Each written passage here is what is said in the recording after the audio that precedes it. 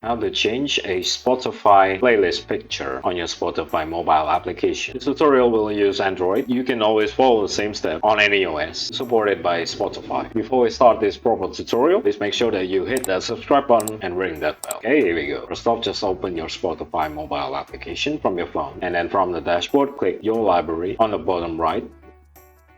Choose whichever playlist that you wanted to modify. For example, I will choose this one. Okay. And then I'll just click the three dots button on the middle, and then I will choose edit playlist here.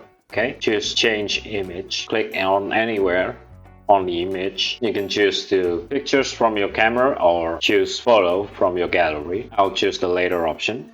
Okay, I'll choose this one for example. Okay, and then I will click on use photo, and whenever you're done, just hit save. Spotify will change your picture, your playlist picture immediately, okay?